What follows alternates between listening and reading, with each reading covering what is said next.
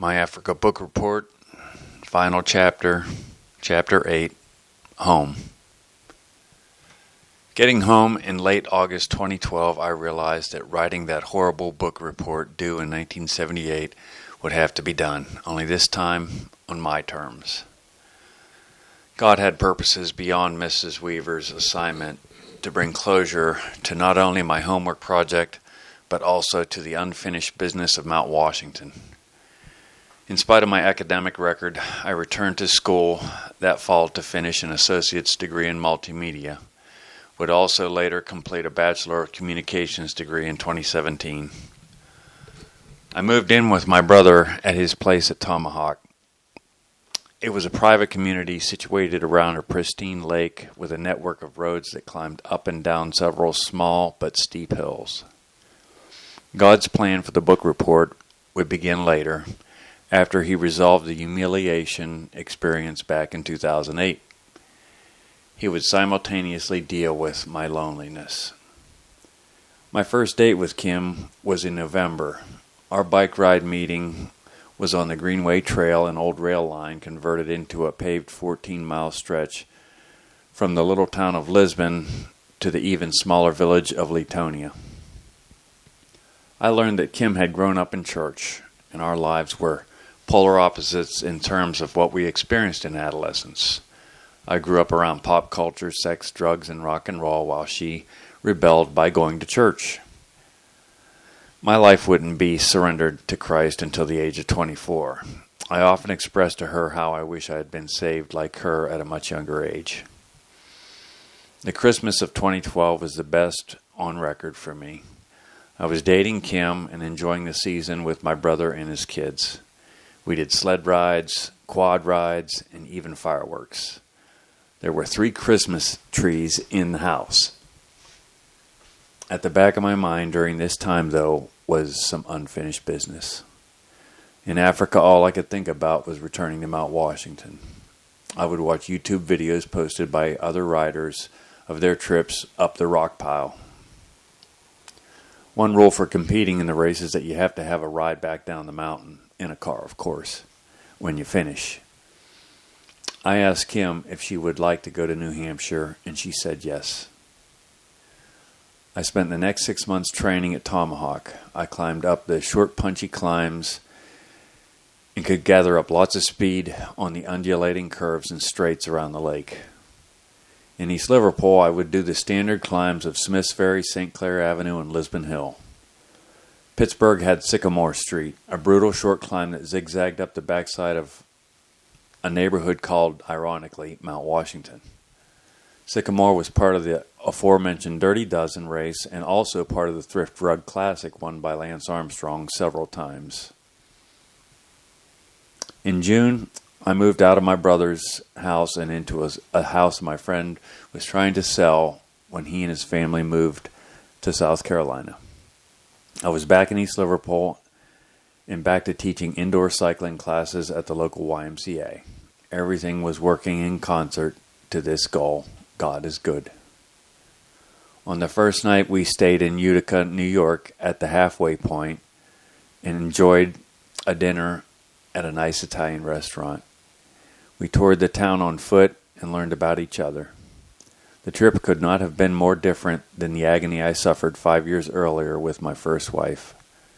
God was making statements by doing miracles that I could never have imagined.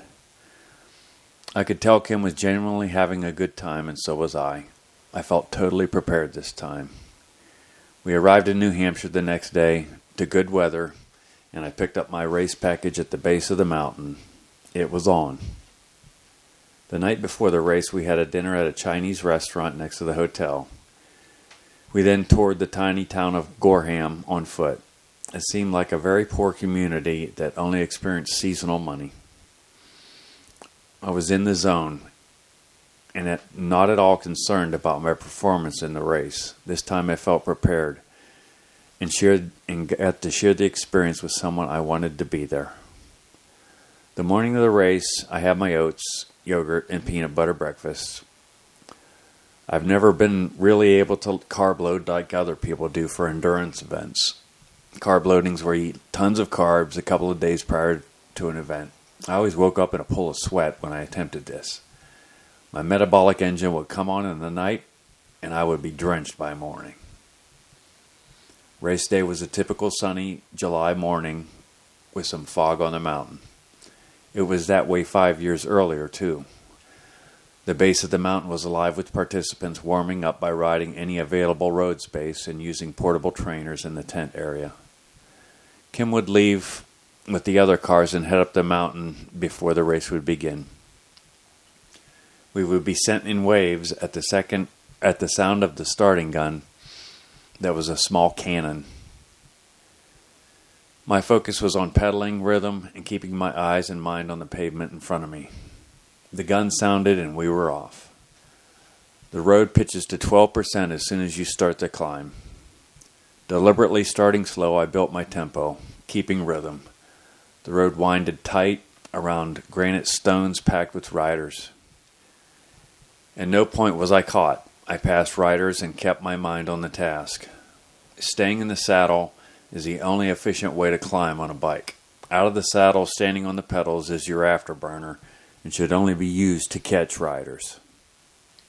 As you climb the mountain, the air gets cooler and the trees get fewer. Riders also dwindle down to a trickle.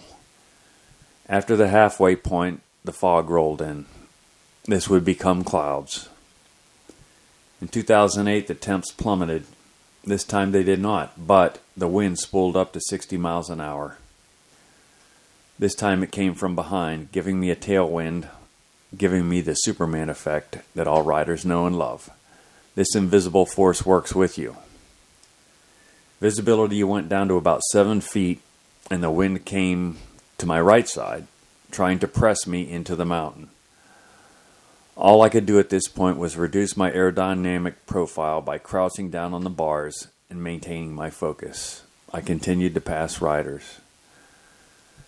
Then came what was the breaking point in 2008, the dreaded dirt road. This time I would not dismount my bike or my spirit, as I did 5 years earlier.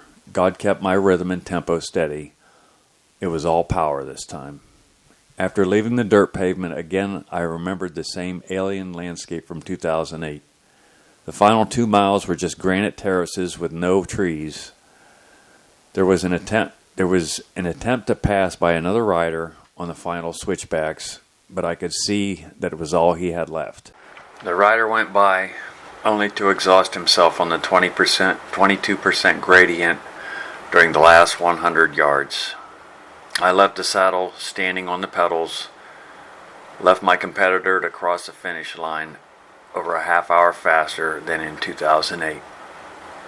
Kim was shooting video. There was no hypothermia, and my blanket was on my shoulders in victory this time. That fall I would propose to Kim, and we would be married March 8th, 2014.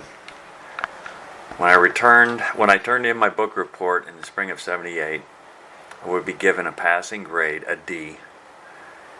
It would always haunt me until Africa happened for real, and it meant something different. I look at God's statement about the defeat in 78 and 2008, how my unplanned trip to the real Africa occurred, and how God inspired me while there to go back and face the rock pile again. The best parts of my life happened to me.